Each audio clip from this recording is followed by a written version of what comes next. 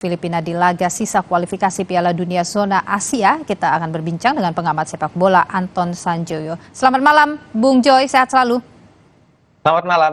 Bung Joy, bagaimana Anda melihat pertandingan tadi yang dilakukan sore tadi dalam menatap kemudian pertandingan berikutnya nanti lawan Irak? Ya, kalau pertandingan tadi melawan Tanzania memang belum bisa dijadikan ukuran ya.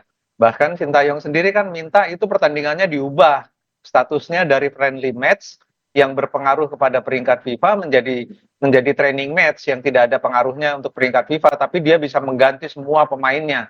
Dan tadi 21 pemain main semua. Yang tidak diganti cuma Rizky di belakang, yang lain semua diganti gitu. Jadi memang Sintayong ini sedang beradaptasi lagi dengan timnya yang baru saja kumpul kan. Sudah lama mereka nggak kumpul bareng juga gitu loh. Untungnya adalah pemain-pemain ini banyak juga tampil di U23 Piala Asia kemarin. Jadi harusnya sih adaptasinya bisa lebih cepat ya. Oke. Dan kalau lihat yang tadi sih ya berantakan, tapi kan itu bukan pertandingan yang diinginkan oleh Sintayong. Dia memang lagi coba semua pemain. Oke, Bung Joy, tadi Anda menyebut soal adaptasi. Adaptasi ini kita bicara soal fisik saja atau skema permainan termasuk juga pola permainan harus ada adaptasi baru juga? Ya, adaptasi fisik tentu saja ya, pemain-pemain diaspora kan baru datang juga dari Eropa gitu loh, dan itu pasti akan berpengaruh.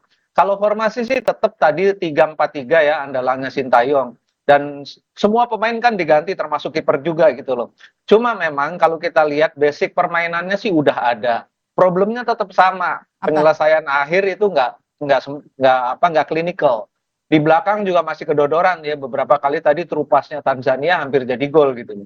Nah, ini pasti sudah dievaluasi lah oleh Sintayong. Tapi memang menghadapi Irak kan persoalannya akan berbeda lagi.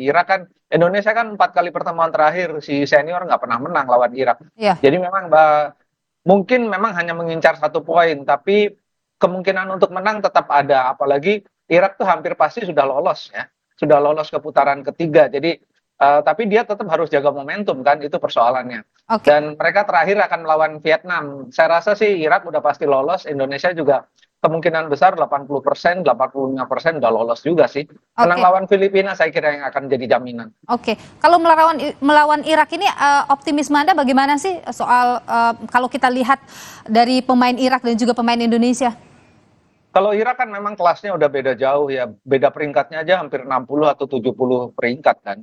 Jadi memang agak sulit untuk menghadapi Irak dalam kondisi terbaiknya gitu loh. Mereka bermain lawan Indonesia lalu mereka akan pulang bermain lawan Vietnam. Mereka udah aman sebetulnya. Cuma memang menghindari cedera, lah tapi tetap harus menjaga momentum. Tetap saja susah kan, Irak ini memang kelasnya udah elit Asia. Indonesia kan belum gitu loh. Ini yang harus jadi perhatian juga. Tapi saya rasa sih kalau optimisme untuk lolos putaran ketiga sih optimis ya. Apalagi lawan Filipina kan Indonesia kan sekarang kan di atas Filipina lah. Lawan Vietnam aja bisa 2 kali menang kan. Dulu-dulu nggak pernah tuh lawan Vietnam bisa 2 kali menang. Jadi kalau soal lawan Irak sih mungkin 1 poin cukup gitu loh. Tapi kalau bisa menang ya itu mukjizat. Tapi kalau kalah pun nggak masalah karena memang kelas Irak itu agak di atas Indonesia. Oke. Dan masih ada pertandingan melawan Filipina sih. Saya sih optimis Indonesia ke putaran ketiga. Oke, Jai Itzes ini kan tidak akan main lawan Irak. Berpengaruh nggak sih nanti menurut Anda? Ya di belakang memang tadi kelihatan kedodoran ya.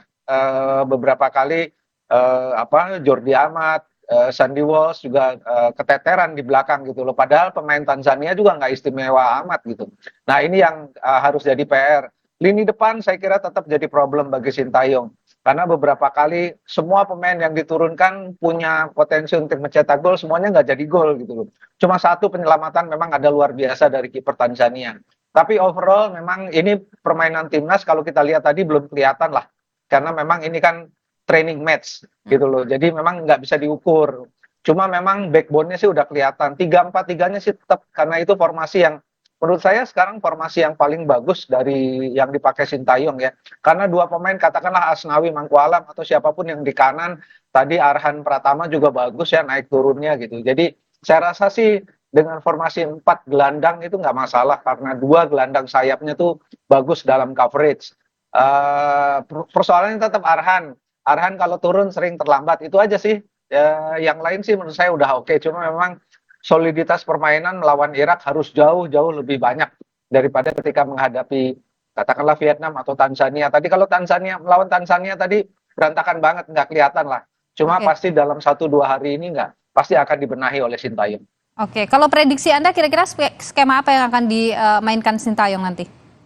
Saya rasa ada 3-4-3 ini kan formasi kembangan dari 5-2-3 kan. Jadi kalau 3-4-3 sih tetap akan dipakai, tapi kemungkinan besar siapapun yang akan berada di posisi gelandang sayap itu akan lebih banyak bertahan dulu menghadapi Irak yang menurut saya memang kualitasnya di atas Indonesia gitu loh.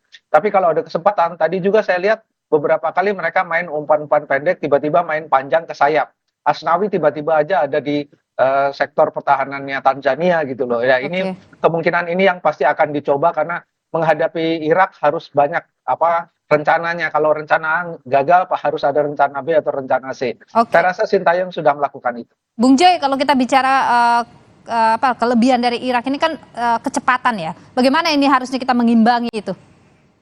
Ya, Indonesia pun punya kecepatan ya. Cuma memang harus solid di belakang dulu.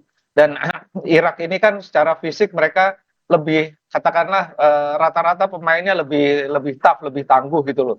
Body challenge mereka di tengah juga luar biasa. Dan itu yang mereka perlihatkan ketika menghadapi Indonesia pertama kan. Indonesia praktis nggak bisa apa-apa tuh.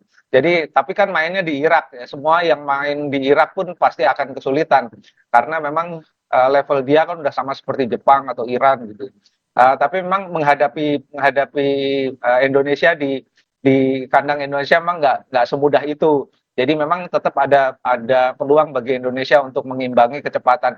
Apalagi kalau saya lihat ya di tim 2-3 ini kan sebetulnya rata-rata permainannya lebih bagus ya, dan beberapa pemain kan memperkuat tim 2-3 ya. Ada Rafael Struijk, ada Pratama gitu loh. Jadi Marcelino juga ada di situ. Jadi harusnya sih penampilan yang di U23 dikeluarin ya. Kalau seniornya malah saya lihat nggak terlalu bagus. Tapi harusnya kita lihat nanti lawan Irak ya. Oke.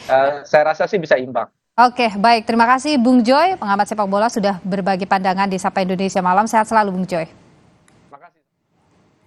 Saudara, Festival Comic Con di Argentina dihadiri penggemar yang bercosplay ala karakter favorit mereka. Informasinya akan hadir usai jeda.